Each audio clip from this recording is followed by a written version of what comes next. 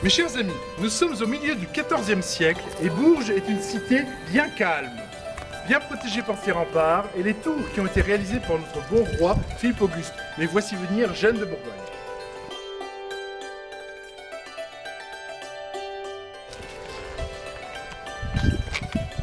Quelle époque! J'aurais tout eu et tout vu. Mon époux est devenu roi de France. Vous le connaissez bien, c'est Philippe de Valois. Il est contesté et moi on m'appelle Jeanne la boiteuse. Je marche avec difficulté, mais je me déplace sans l'aide de personne. Je lui ai fait 2 enfants, un Philippe d'Orléans et un Jean, dont l'épouse est ici aujourd'hui. Elle s'appelle Bonne de Luxembourg.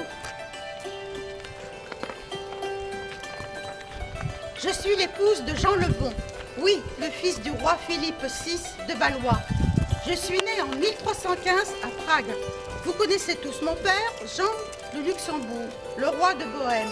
Et je me suis mariée avec l'héritier du royaume de France, devenant par la même occasion duchesse de Normandie.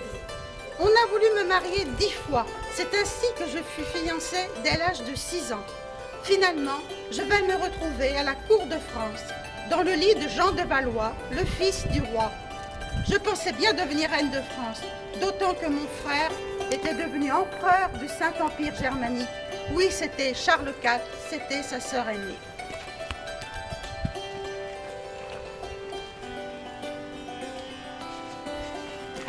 Son nom est arrivé de manière curieuse. Figurez-vous qu'elle s'appelait Gutta von Luxembourg et que Gut, en allemand, signifie bon. On l'a francisé en bonne. Mais elle n'a pas eu beaucoup de chance, notre future bonne reine.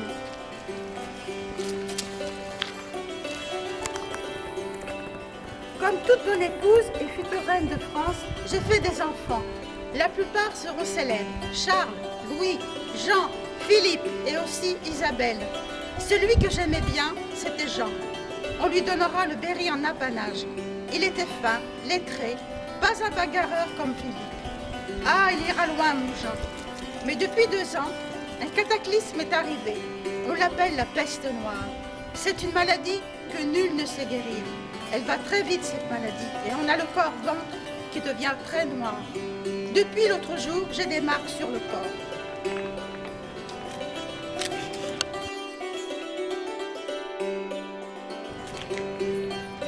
Oui, Bonne de Luxembourg était bien la mère de Jean de Berry et du futur roi Charles V, morte le 11 septembre 1349 de la peste noire, moins d'1 an avant l'accession de son époux au pouvoir. Le 22 août 1350, elle ne devait jamais être reine de France. Son époux se remarie moins de 6 mois plus tard avec Jeanne d'Auvergne.